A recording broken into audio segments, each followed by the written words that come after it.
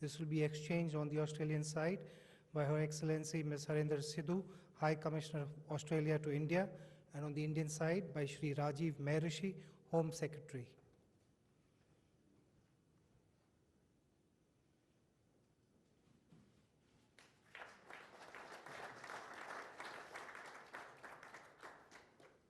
Next, MOU for promotion and development of cooperation in civil aviation security to be exchanged on the Australian side by Her Excellency Ms. Narendra Sidhu, High Commissioner, and on the Indian side by Srimati Preeti Saran, Secretary East, Ministry of External Affairs.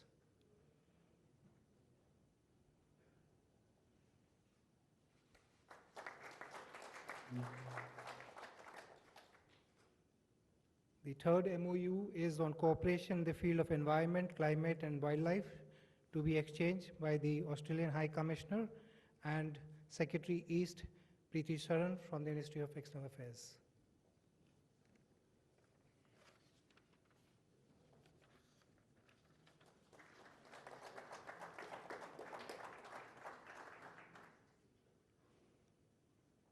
The fourth MOU is on cooperation in sports to be exchanged by Ms. Kate Palmer, CEO, Sports Commission of Australia, and Dr. Ajay Gondane, High Commissioner of India to Australia.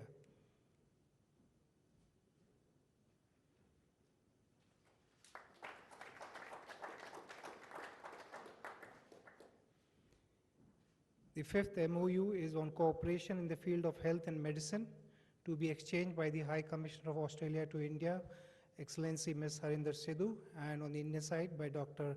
Ajay Gondane, High Commissioner of India to Australia.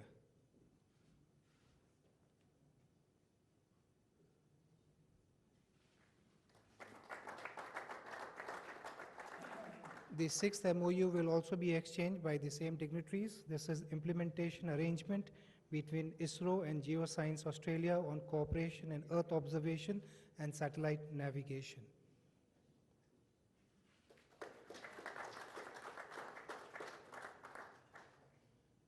May I now invite both the Prime Ministers to step forward to jointly inaugurate the Terry Deccan Nano Biotechnology Center in Gurugram by pressing the start button.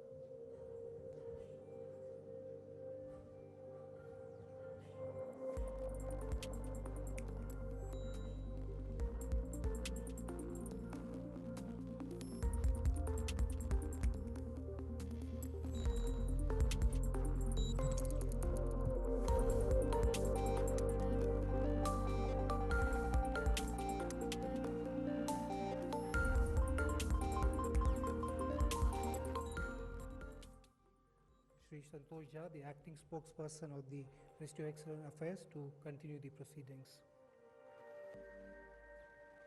Thank you. May I first request Prime Minister of India to make his statement.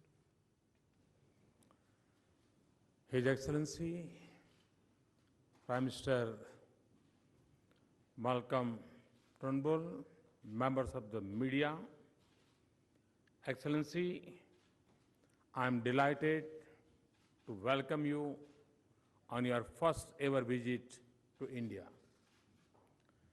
Just last month, we witnessed a thrilling conclusion to the border Gavaskar Trophy. In my speech at the Australian Parliament in 2014, I had spoken of legendary Bradman and Tendulkar. Today, Virat Kohli in India and Stephen Smith in Australia are shaping the young brigade of cricket. I hope your visit to India is as productive as it has been for Stephen Smith batting the other Australian captain. Excellency, I vividly recall our meetings on the sidelines of G20. They have always reflected a strong sense of convergence and purpose. I particularly appreciate your active interest in advancing the substance of our engagement. The journey of our cooperation is firmly on course. Under your leadership, our relationship has touched new milestones, and your visit gives us an opportunity to shape new priorities in our strategic partnership. Excellency, the waters of the Indian Ocean remind us of our linked histories. They are also a pointer to our connected destinies. The values and principles of democracy and rule of law are common to both our nations.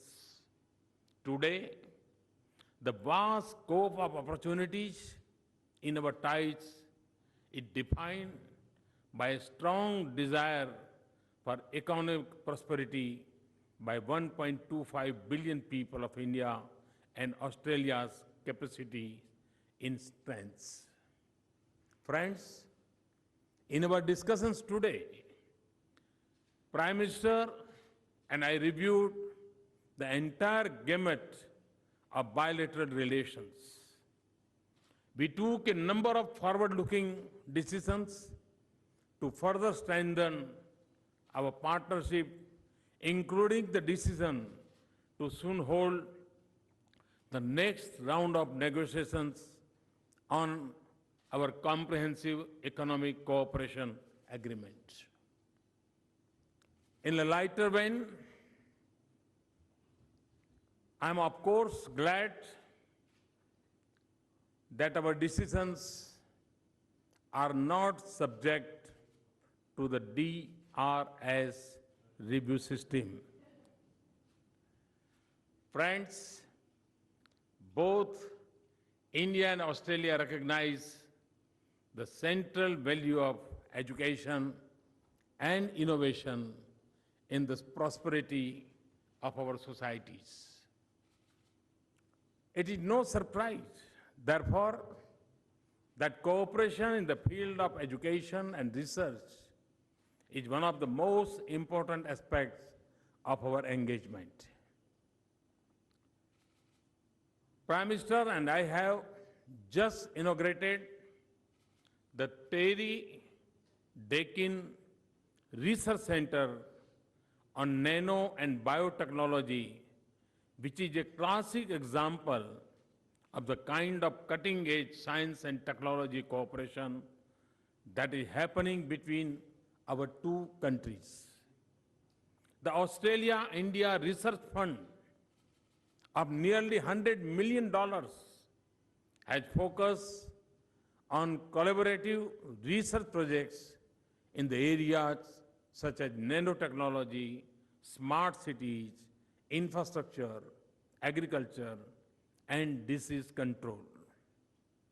Our joint development of bananas fortified with vitamin A has entered the phase of field trials.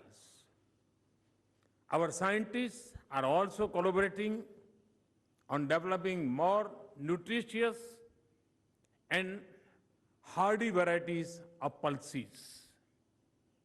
These are just two examples of our outstanding science cooperation, firmly rooted in tangible outcomes that will improve the lives of millions, including our farmers. I also extend a warm welcome to the large delegation of Vice Chancellors and heads of vocational training institutions that is accompanying by Prime Minister. A number of institution to institution tie-ups have been concluding during this visit. Student exchanges are an important element of bilateral education cooperation. Australia is home to more than 60,000 Indian students. Increasing number of Australian students are coming to study in India. Responding to the aspirations of India's youth, building world-class institutions in India is one the objective of my government. Prime Minister and I discussed ways by which Australian universities could connect and contribute to this goal. Friends, Prime Minister and I share a conviction that our economic growth and prosperity must be gentle on the environment. We are happy that our dialogue and cooperation in the other forms of energy, including renewable energy, is on the upswing. I would also like to thank Prime Minister for Australia's decision to join the International Solar Alliance. And with the passing of legislation in the Australian Parliament, with bipartisan support, Australia is now ready to export uranium to India.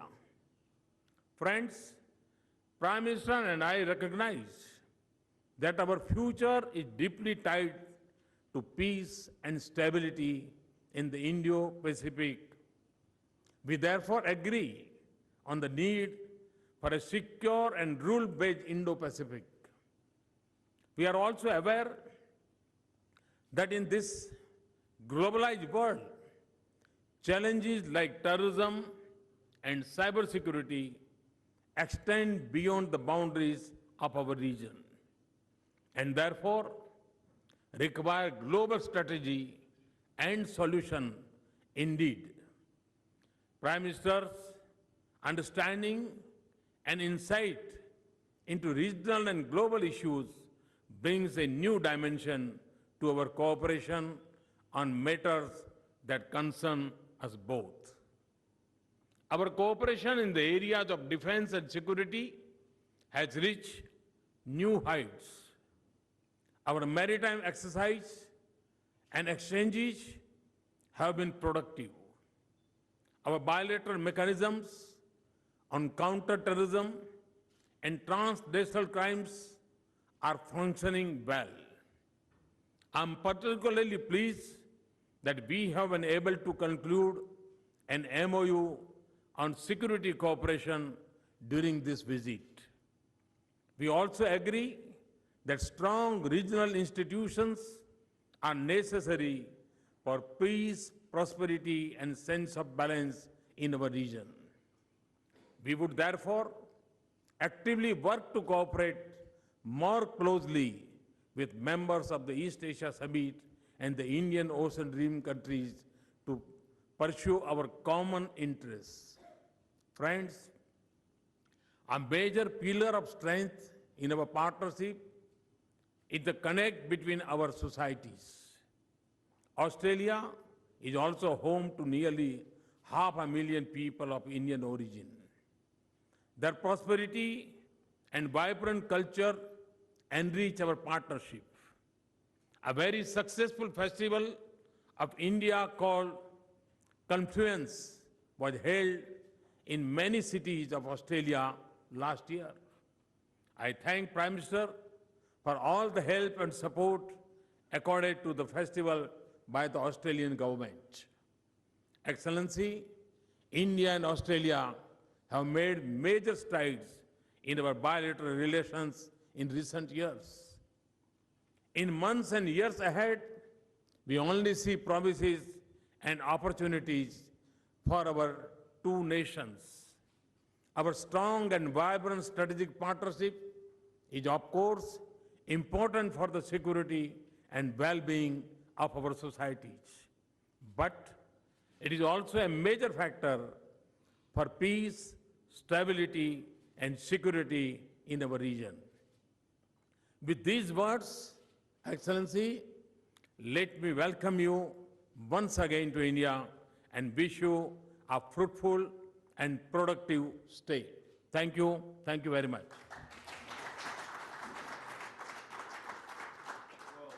Thank you.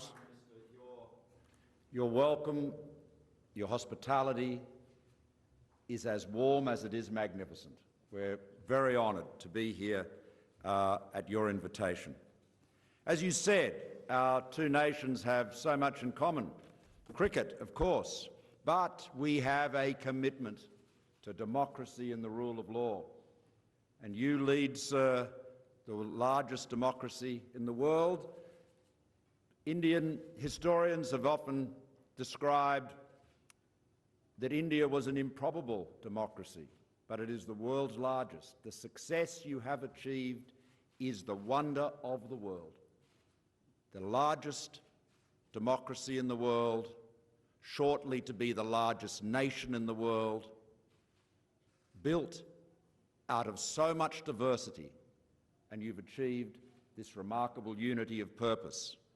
And defying again skeptics, you've delivered a growth rate that is equally the wonder of the world, recognising that opening markets, deregulation, enabling businesses and individuals to pursue their own dreams, their own freedom, is the way to deliver the prosperity upon which all depends. Now, Australia has, Prime Minister, the resources and the expertise, as we've just seen, to make a very substantial contribution to India's growth and development. Spanning education, training, science and innovation, our dynamic and growing knowledge partnership can be truly transformative. We're already working together to harness the creativity and the drive of our best and brightest minds. Our flagship joint research fund, the Australia-India Strategic Research Fund, is Australia's largest with any country, and it's helped our universities, research institutions and companies to solve the practical challenges in critical areas to both countries, including health, food security and energy, as you've noted. The Deakin Terry Nanobiotechnology Research Centre, which we just inaugurated, and I might say, Prime Minister, having been involved in the technology business in the past, I always approach any live demonstration with great anxiety. There is often, in the technology business, they talk about the demo god, which is a malevolent deity which generally makes sure that live online demonstrations don't quite work, but that was brilliant. And I want to say thank you to the Chancellor and Vice-Chancellor of Deakin University for allaying my concerns. So well done. But this research centre will bring up to 100 researchers together to solve some of the world's biggest problems, from developing biofuels to early detection of crop diseases to improve productivity. And these are practical solutions with commercial prospects for both of our countries. And likewise, there's the potential to work with your government, Prime Minister, as you pursue your ambition to train 400 million Indians over the next few years. Our world-class skills training system, including Train the Trainer courses, which are already piloted in 5 Indian cities, can help India build scale quickly and open up opportunities for Australian training providers. As you noted, more than 60,000 Indian students studied in our institutions in 2016, And I'm committed. We had a very fruitful discussion about this, and Prime Minister, you gave me a lot of great advice.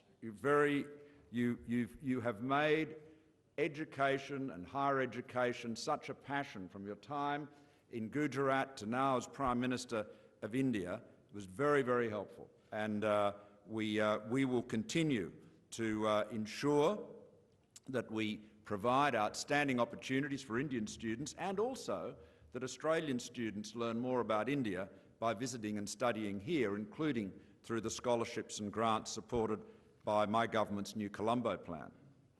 Our deepening collaboration on water management is supporting your national water policy by improving river basin planning and management, hydrological modelling and sustainable water use. And I might say the management of water resources in India has been a passion of several Prime Ministers of Australia, including one of our earliest, Alfred Deakin, who made a study of the irrigation system in India, a particular focus of his, as he took learnings from that and set up the irrigation models for Australia.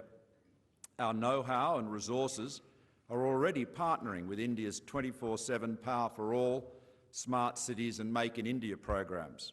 But there's room for further growth. We've worked closely with India to meet our respective requirements for the provision of fuel for India's civil nuclear program, and we look forward to the first export of Australian uranium to India as soon as possible. Now, Prime Minister, you recognise that all Indians need access to reliable and affordable energy. And like us, you share a technology-agnostic, all-of-the-above approach. Pragmatic. That's exactly how we focus on the issue. So we're pleased to be providing increasing quantities of high-quality coal for steelmaking and increasingly for power generation with advanced supercritical technology. Like Australia, India is planning to increase its pumped hydro storage capacity, and we look forward to sharing expertise in that vitally important part of the 21st century energy system. And India, like Australia and many other countries, is also advancing solar energy. Indeed, we believe that by next year, about 60% of the world's solar cells will use technology developed by Australian researchers. Solar energy offers lower-cost distributed energy, which is of particular importance in the developing world. So I want to congratulate you, Prime Minister, for your global leadership in establishing the International Solar Alliance, and I'm very happy to announce that we will join that alliance. Now, our trading relationship is delivering significant benefits to our respective nations. Last year, two-way trade in goods and services was nearly $20 billion, more than double what it was a decade ago. But given the complementarities of our two economies, this is a fraction of the level it could and should be. Now, we're working with India to secure timely conclusion of a quality regional comprehensive economic partnership, the RCEP, which would provide a significant boost to regional confidence. We had a very good discussion about the CECA, the Comprehensive Economic Cooperation Agreement between India and Australia. And I think it's fair to say that we feel that progress has not been as fast as either of us would like it to be. And so, as you said, we have we will ask our chief negotiators to schedule an early meeting to get the process moving. We'll ask them to tabulate the areas of ambition where each side is seeking access, so that we can see where and to what extent the parties, the negotiators, are apart, and they will report back to us as soon as possible, so that we can keep the focus on delivering the CECA and identifying the areas where more work needs to be done.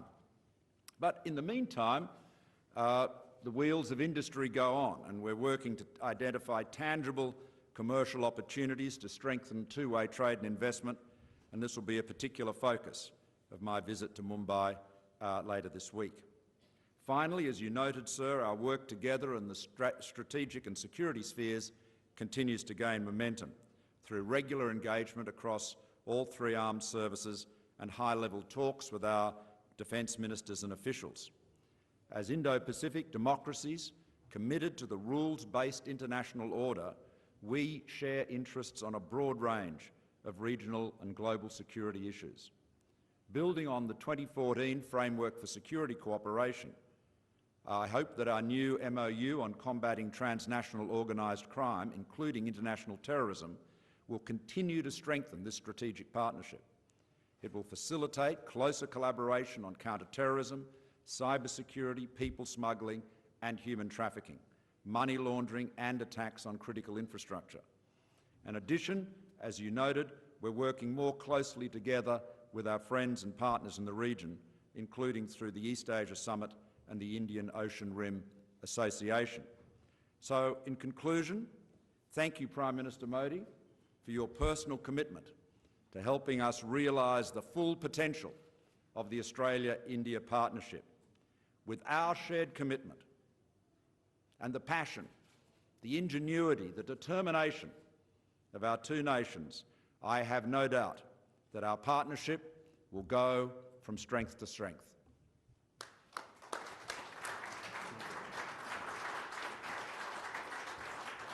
Thank you. Thank you to both Prime Ministers. We now come to the end of the proceedings here. Thank you, everybody.